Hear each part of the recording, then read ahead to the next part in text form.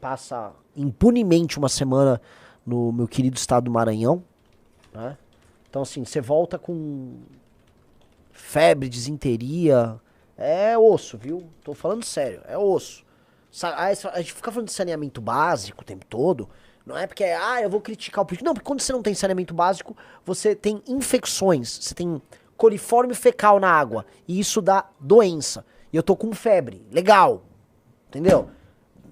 É impressionante. Inclusive, eu tava vendo outro dia, as estatísticas de doenças gastrointestinais do tipo disenteria lá na região do Maranhão são altíssimas. Por que será, né? Por que será? Por quê? Porque não tem. Entendeu? Deixa eu te explicar. Quando você tem. Eu vivo falando, olha, aqui, né, a taxa de fornecimento de água aqui, né, água potável é de 20% e 1% de esgoto. O que isso quer dizer? Que assim, que a água, na maior parte dos estabelecimentos, dos lugares, a água é tirada num poço. E o poço é contaminado pelo esgoto que é jogado para as pessoas. Logo, você está tomando água contaminada. Então, quando um estabelecimento comercial vai te dar um suco e vem com gelo, o gelo foi feito com aquela água podre. Aquela água podre, ela te contamina. Então, entendeu? Igual a gente ficou falando lá, vamos tomar coca, não vamos tomar nada local, não vamos ficar, né? Vamos só comer coisa industrializada, vamos seguir o contrário do que a gente apregou em termos de lifestyle, de qualidade de vida, porque, né? Pois bem, lá não dá. Não dá. Porque, putz, eu tomei com gelo. O Maranhão é um problema de saúde pública. O Maranhão é um problema de saúde pública, tá? Calma lá, se você não respeita o povo do Maranhão, Renan. Não, pelo amor de Deus, assim, eu sou a única pessoa na história do Maranhão que respeitou os maranhenses. Os maranhenses estão sendo vilipendiados há séculos, né? Assim, é a pior classe política do Brasil, mas de longe, sem nenhuma... Sem nada, assim, de longe, sem nenhum... Não há comparação, tá? O povo nem entende o problema a qual ele está submetido. E esse é um dos graves problemas, né? Quando eu falei daquele problema de sujeira naquela favela do Coroadinho, né? Aí apareceram os puxa-sacos lá do prefeito, né? Do ex-prefeito, do Braide. Não, mas olha só, mas ele tenta... Cala a boca, galera! Vocês têm ideia do que está acontecendo?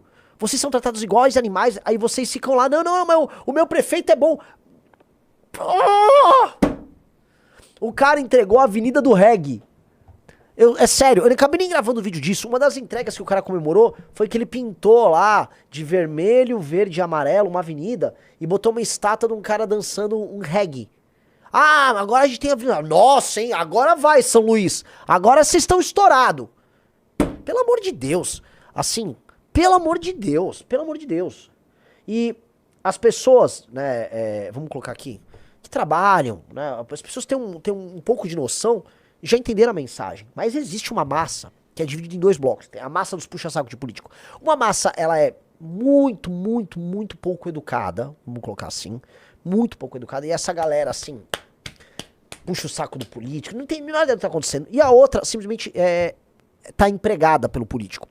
O Maranhão se destaca por um número colossal de páginas de política e de perfis de puxa-sacos de político A, B ou C, que são contratados agora no eleitoral, tá tudo na folha, né, de alguém. E aí eles estão lá produzindo conteúdo sem parar, falando assunto. Então, é um pandemônio de puxa-saquismo. E aí como é que pode, num lugar, né, 15% de analfabetismo, praticamente 30 mortes a cada 100 mil habitantes, uma das piores taxas de homicídio do Brasil, tá? Tô falando ali de uma economia muito pouco desenvolvida.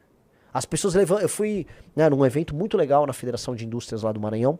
E aí quando o pessoal vai levantar as indústrias, né, conhecidas do Maranhão, eles vão lembrar de 5 plantas. Tem Pasa lá em Balsas, tem a Suzano lá perto, acho que de Imperatriz, tem a Vale e citam mais uma. E aí eles vão falar do terminal termoelétrico. Tipo, eles levantam, eles contam na ponta dos dedos ali as plantas industriais. Meus amigos, é um lugar que tá tudo errado.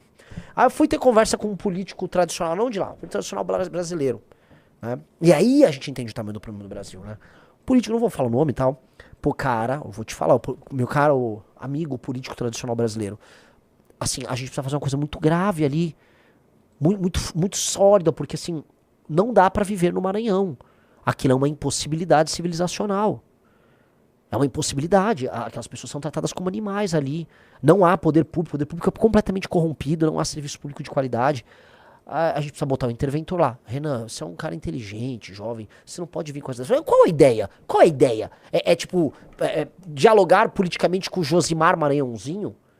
Fazer negócios com o Everton Rocha? Ouvir a importante opinião de algum deputado do Maranhão? Meus amigos, a classe política do Maranhão, ela tem que ser presa.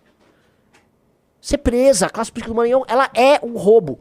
Então, a gente se depara com um problema que a solução não será simples. Se você tiver que chegar pra falar com um político que basicamente mantém as pessoas em situações similares a, sei lá, ao que há de pior na África subsaariana, você vai falar, ó, eu preciso ter uma fórmula negocial aqui, você tá ferrado, cara. E aí vem um problema, a classe política do Maranhão manda no Brasil. O Brasil, meus amigos, o governo federal e as instâncias representativas é muito mais Maranhão do que São Paulo. É muito mais Maranhão do que Santa Catarina. Entendeu? É muito mais Amapá do que Minas Gerais. A partir do momento que o Brasil é isso, não é que o Maranhão tá ferrando o Maranhão. A política maranhense tá ferrando o Brasil. Que é, inclusive, através do Brasil que eles pegam o dinheiro pra ferrar o Maranhão. Caramba! E aí você explica isso, você tenta explicar, e aí os políticos tradicionais estão presos no consenso de 88, eles fingem demência. Eu falei isso com esse político tradicional, ele parou de responder. Porque ele não tem. Ele tá tão preso na ideia. Tipo, imagina, a representação política do Maranhão é importante pra política nacional. Não é! Não é! O político do Maranhão é um câncer. Eu volto a falar. É tipo assim, ó, eu tenho uma federação aqui no Oriente Médio, aí a Al-Qaeda tem um share aqui, a Al-Qaeda tem uma opinião. A Al-Qaeda não pode ter uma opinião. Assim como o Josimar Maranhãozinho não pode ter uma opinião. O Josimar Maranhãozinho e a Al-Qaeda tem que ser combatidos. Sacou? Não dá. Não dá pra um país sério ter, vamos dizer, um share representativo da Al-Qaeda. Assim como não dá pra um país sério ter um share representativo do Maranhão, do Amapá. Por quê? Porque a classe política de lá é um horror. Tem que mudar tudo. Eu tô propondo uma reforma administrativa que muda o sistema de incentivo e não é que vai resolver completamente, nunca existe solução completa, mas começa a mudar. Começa a mudar. E eu acho que no médio prazo dá ótimos resultados. E talvez dê certo. É a jogada mais séria aí. E vocês que são do Centro-Sul tem que apoiar isso como se não houvesse amanhã. Ou vocês apoiam isso, ou, meu velho, a federação não tem sentido. Essa bagaça tem que ser dissolvida. Porque eu volto a falar, se você tiver que viver num país em que a classe política do Maranhão apita, você tá lascado. Essa classe política do Maranhão, e quando eu falo essa, eu volto lá pro Sarney. Pode voltar décadas. Tem nada ali que presta.